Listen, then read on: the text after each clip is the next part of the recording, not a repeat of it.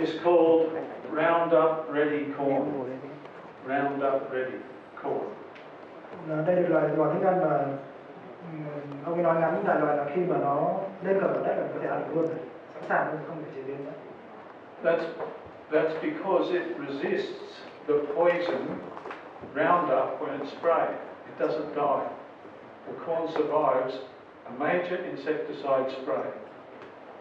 Hình như là không chắc.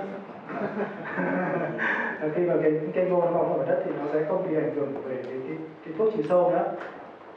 And we eat it. Thế nên là chúng ta có thể ăn được luôn. The Japanese catch over 150 tuna a day.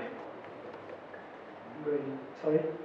The Japanese catch over 150 tuna, bluefin tuna, a day in Tokyo. Ăn 150 con cá một ngày. Cá hồi.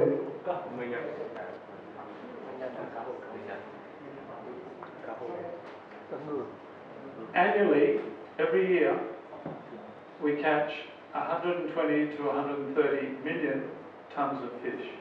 Hàng năm thì chúng ta bắt hàng triệu tấn cá. We eat 30%. Chúng ta ăn có 30% thôi. We make into fish meal 30%. Chúng ta Fish meal, like food for fish.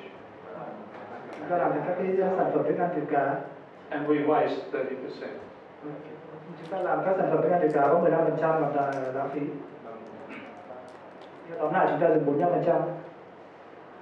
The Amazon rainforest rừng nhiệt đới Amazon was the single biggest oxygen producing forest in the world.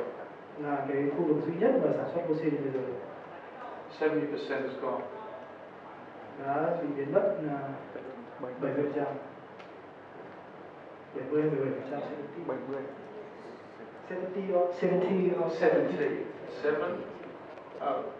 70%.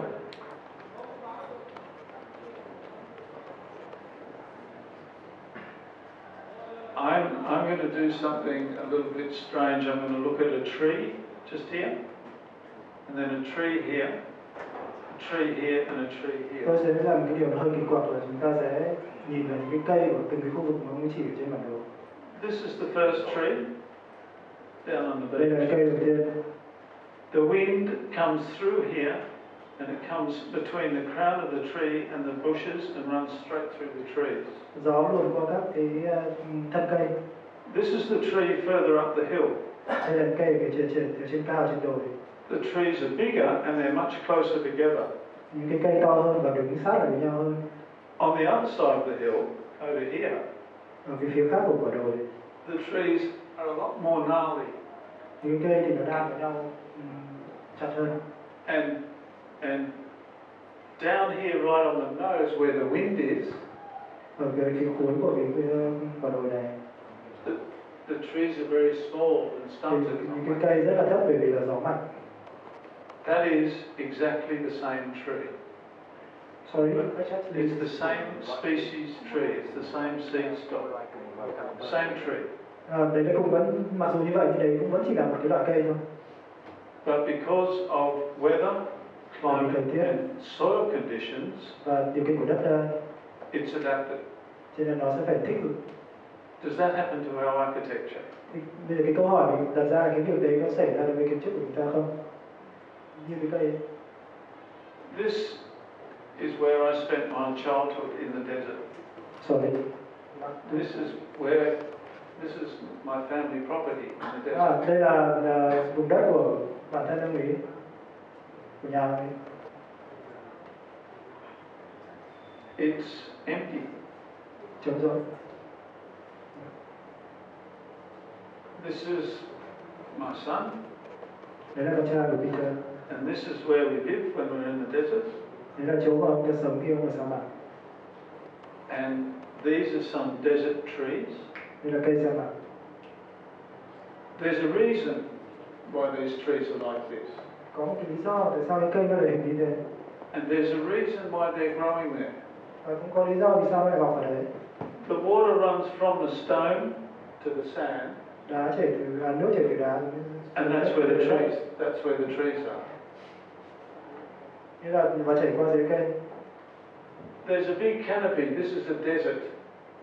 There's a canopy on the tree, so it can shade where the roots are. Có một cái tán cây rất là lớn, bởi vì đây là sa mạc nên có một cái tán cây rất là lớn để nó đổ bóng xuống cái gốc cây.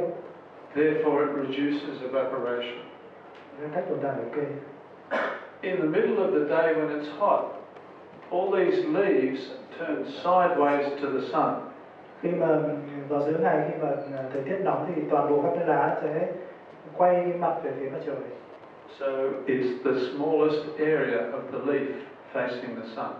Anh xin lỗi dịch nhầm, nghĩa là khi mà vào giữa trưa thì cái lá quay dọc như này để cái phần diện tích nhỏ nhất của lá để tiếp xúc với ánh sáng mặt trời, nó sẽ bớt chịu nóng nhất. This is a spider that lives in the desert. Đây là It digs a hole. It doesn't make a nest in the tree. It digs a hole 1 meter into the ground. Nó không làm thành cái mạng ở trên cây mà nó lại đào cái hố dưới đất. In the ground, it's 5 degrees cooler. Vì ở dưới đất thì là lại hơn mát hơn 5 độ so với ở trên. But the problem is in the desert, it's so flat. When it rains, there's water everywhere. Nhưng cái vấn đề là cái địa hình của sa mạc rất là phẳng, cho nên khi nước chảy xuống thì nó sẽ chảy luôn đi. So it makes a lid that sits on the hole that expands when it gets wet. Sorry. It makes a lid that sits on the hole. When it gets wet, it expands. Cái điều đó làm cho cái khi mà nước mưa nó vào cái hồ đấy, thì khi nó tràn đi thì nó sẽ làm cho cái hồ nó dốc ra. This riverbed, I've never seen in my lifetime. I've never seen it flood, and it flooded 5 years ago. Cái sông này thì cả đời tôi chưa thấy nó có nước bao giờ, nhưng cách đây 3 năm thì nó lại có. So, do we really have 4 seasons? Thế còn thật sự là chúng ta có 4 mùa hay không nhỉ? Or are the cycles a lot bigger than that? Nhưng thực ra là cái vòng xoay của thời gian thì nó lớn hơn như thế. This is our family property being mined by the government. Đây là cái vùng đất của tài sản của nhà ông Ý, nhưng lại được khai thác mỏ bởi chính quyền. So no longer can we grow animals for food. Nhưng là chúng tôi không thể là có nuôi được những cái thức súc vật để ăn nữa. But we can have some money for Nhưng mà chúng tôi có tiền, nhà nước for là this tiền. year only. Short-term vision. Đây là một cái tầm nhìn ngắn hạn. Nguyên bản. Origins. Africa. Châu Phi. Architecture. Kiến trúc của châu Phi. Simple. Đơn giản. I lived in this village for 6 months.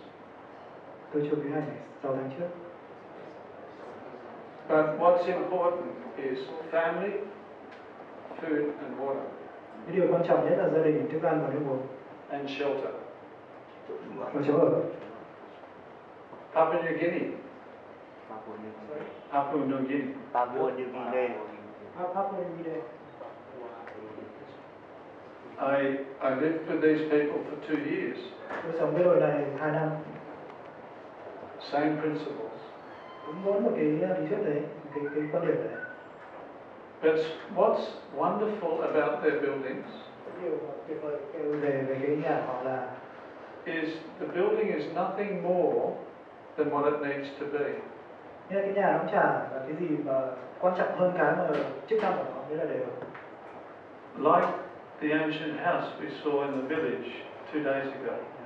Nó cũng như là cái hang của người thổ dân mà nghĩa là chỉ là để chỗ để ở thôi. A beautiful building. Cái nhà tuyệt vời. They have 2 main buildings. They have a building for the community and a building for the family. Very sensible. Nó có 2 nhà chính, một cái nhà cho cộng đồng và một cái nhà cho gia đình, cho gia đình rất là đơn giản, cơ bản. And their method of construction is really intelligent. Cái cấu trúc của họ rất là thông minh.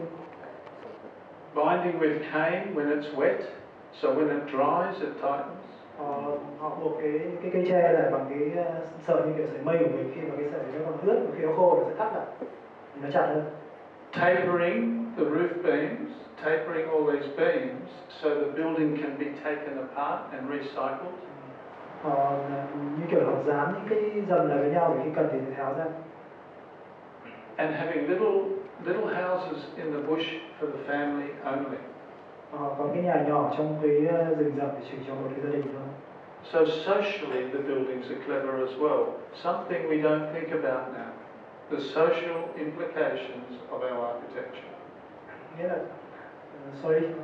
Socially, về mặt xã hội đó thì mà nói thì cái nhà là rất là thông minh. does anyone know these villages? China. Hakka villages in China. World Heritage listed, but there's only, I think, 5 occupied now. Đây là nhà ở Trung Quốc và chỉ có. Environmentally, they work brilliantly. Về mặt môi trường mà nói thì họ làm rất là tốt. This is thermal mass, so it takes the heat out of the air. Đây là đá và nó hấp thụ cái đất sét nóng từ không khí. Inside is lightweight buildings, lightweight pavilions. Còn bên trong ấy là một cái cấu trúc nhẹ nhàng. Over 50 families live in one of these. 60 gia đình sống trong này. Hơn 60 gia đình. Temple in the middle. Ở giữa thì có một cái đền. Kitchens at ground level, the most important room. Cái phòng cái không gian quan trọng nhất là bếp ở dưới tầng 1. And here's the new Hakka village. Đây là cái làng mới. Everywhere. Spreading like a disease throughout. Và cái kiểu cấu trúc này thì nó đang ví dụ như stress, nó như một cái căn bệnh, nó đang tràn qua tất cả mọi nơi. Japan, the traditional house. Nhà cổ Nhật Bản. Even the roof structure was sensible. It held the heat in winter and kept the heat out in summer.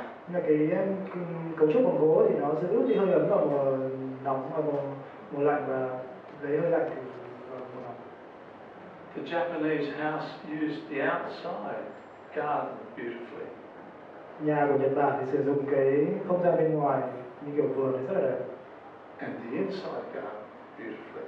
Và cái vườn trong nhà thì cũng rất đẹp. I would imagine an inside garden in Vietnam would be beautiful. Tôi có thể tưởng tượng được là cái vườn trong nhà của Việt Nam thì nó sẽ rất đẹp thế nào.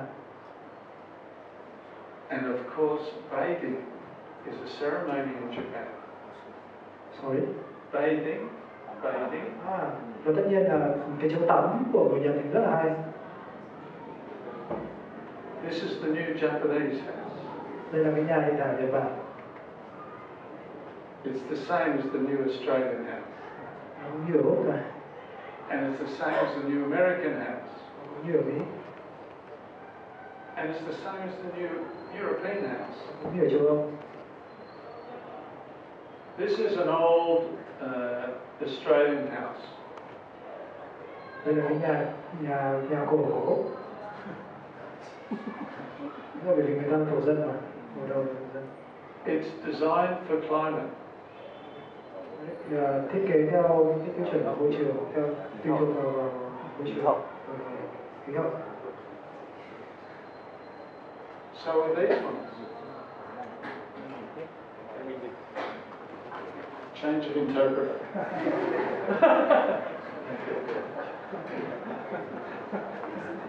You get exhausted interpreting. This Aboriginal house, Southern Australia. Cái loại hình nhà này thì các bạn có thể tìm thấy ở miền Nam nước Úc. This Aboriginal house, Northern Australia. Cái ngôi nhà của thổ dân này ở phía bắc của nước Úc. This one to guard from the winds. This one from the rain. Hình bên trái thì các bạn thấy là cái ngôi nhà đấy giúp cho người ta tránh được thời tiết nóng, nắng nóng, còn ở hình bên phải thì giúp cho người ta trú mưa. But it's important to remember the Aboriginal house was the landscape. It wasn't the building. It was the landscape. That was the house. Và những cái loại hình xây dựng như vậy chúng ta thấy là rất là hòa hợp về mặt cảnh quan, chứ không phải là một cái sự can thiệp một cách mạnh vào thiên nhiên. Old Australian house, new Australian house.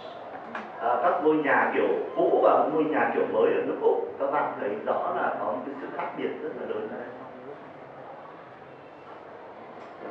This is inside a new Australian house. Đây là hình ảnh nội thất bên trong một ngôi nhà theo kiểu mới ở Úc.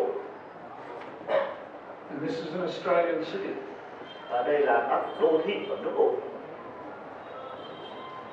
We have 340 days a year of sun. Ở nước Úc chúng tôi có một quãng thời gian số giờ nắng trong năm rất là cao, đến hơn 300 ngày. So how do you think the people that live in these buildings, these offices, how do you think they feel when the air conditioning doesn't work? Và các bạn có thể hình dung là những người sống và làm việc trong ngôi nhà này cảm thấy thế nào khi mà cái hệ thống điều hòa nhiệt độ không hoạt động? Not very smart. This is our new social meeting place. It's the lift. Đây là những cái chỗ chờ thang máy, chính là những địa điểm gặp gỡ của cộng đồng.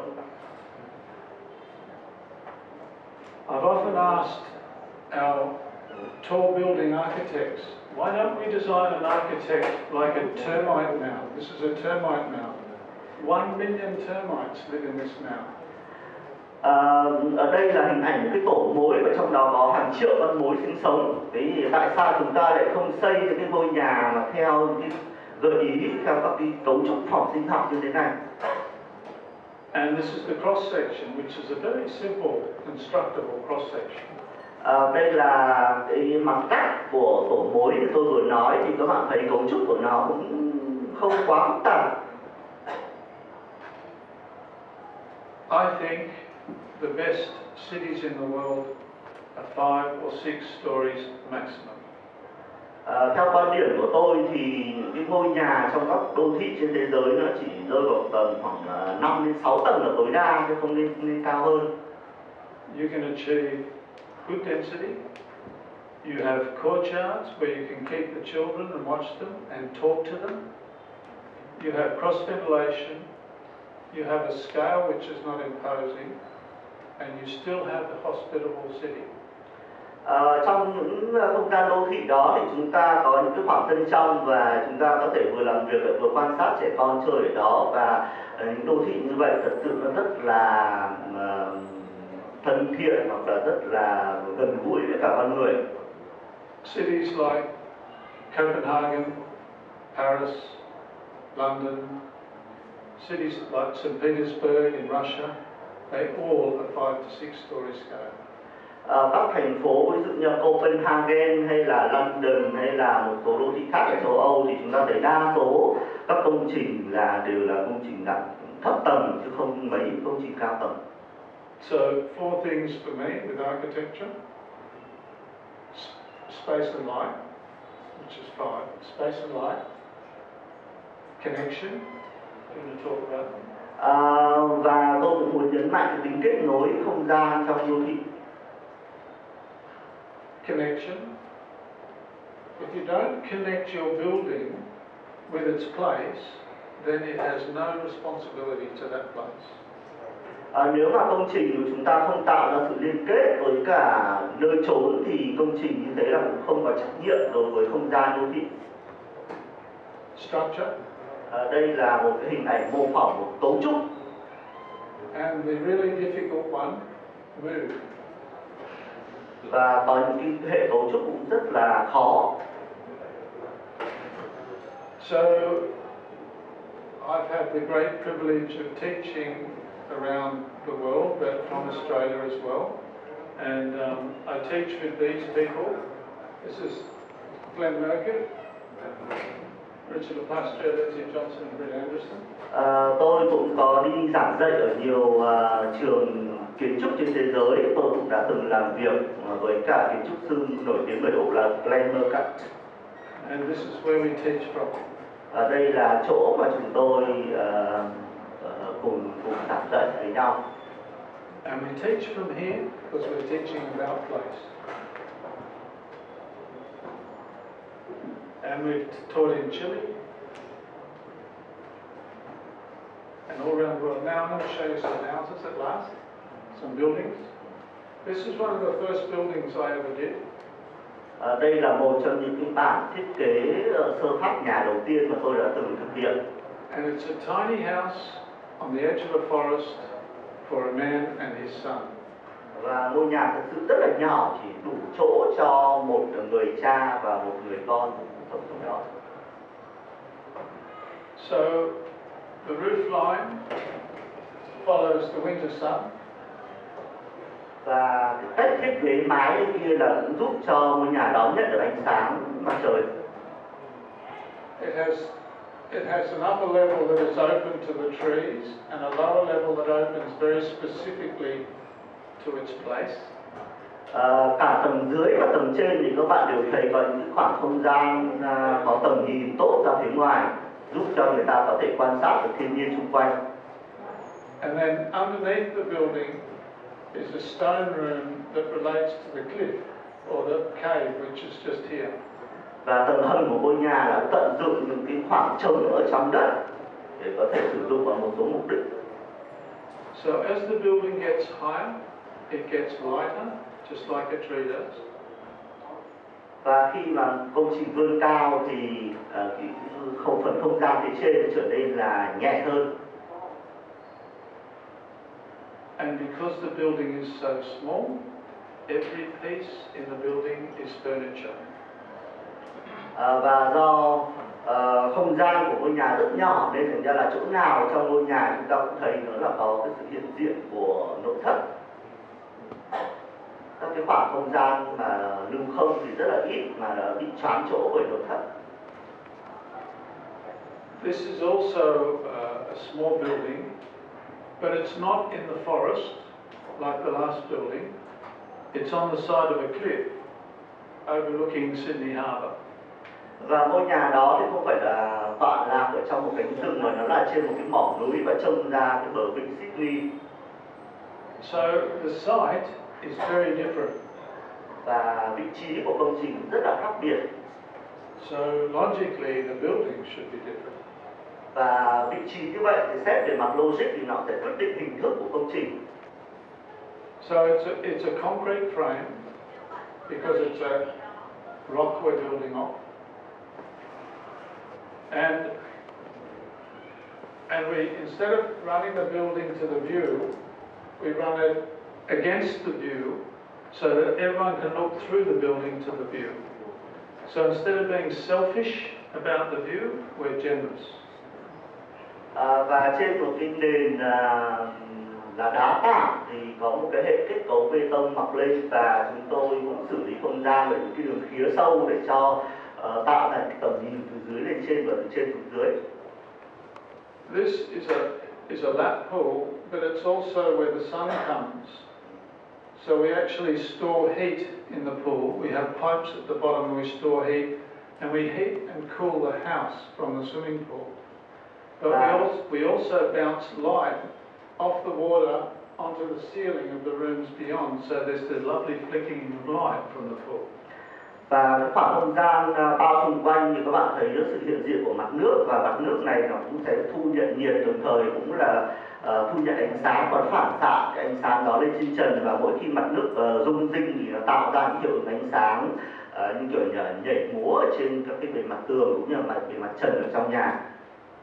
We also put skylights in the bottom of the pool because in winter we won't get sun into the room unless we get sun through the pool. So there's skylights so the winter can come and heat the floor in the cave house.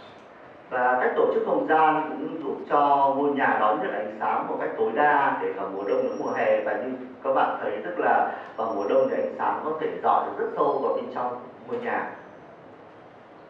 The building, all these doors open to here, so the building becomes like a concrete tent sitting in the landscape.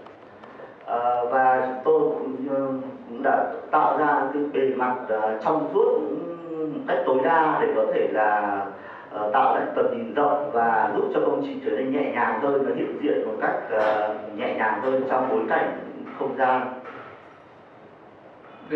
It has 3 levels. The bottom level, this level, is quite a tall scale.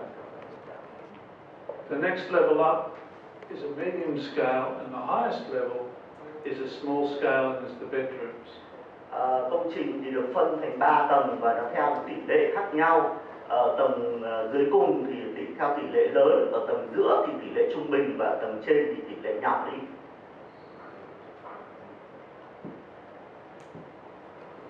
The owner for this building is a Chinese man. Và chủ nhân của ngôi nhà này là một người đàn ông Trung Hoa. And his brief to us was, I want a building with no possessions. No possessions, no furniture, no additions.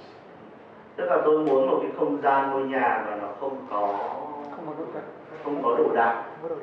Tôi không có cái sự sắp đặt nhiều đồ đạc ở trong không gian này. Ý của ông tức là ông muốn cái không gian trở nên khoáng đạt. We were asked, just here is an old building we did 30 years ago. And just here is a very old house, and we were asked to put a room on the back of the house. What we did was we decided, which you can do in this climate easily, to just build a pavilion in the garden and call it the dining room. Và ở đây xung quanh những cái ngôi nhà cũ đã hiện diện, và nhiệm vụ của chúng tôi là xen cấy một cái cấu trúc nhà mới vào cho nó hài hòa và tận dụng được những yếu tố cảnh quan sẵn có. We have always wanted to make architecture in Australia less than more. So we've always wanted it to be just a roof or just some walls or minimal, and take away the whole sense of what is a building. But this was the first job where we actually made a dining room in the garden, which is just here. Ở đây là một không gian phòng ăn, chúng tôi bố trí nó kết hợp với sân vườn và theo một cái triết lý kiến trúc less is more, tức là ít hơn để thành ra nhiều hơn. The people that own this house are 68 years old, so it's not like it's for young people, and they're living in this house just like this. Và chủ nhân của ngôi nhà này là người ta ở gần tuổi thất thập, nên thành ra là cái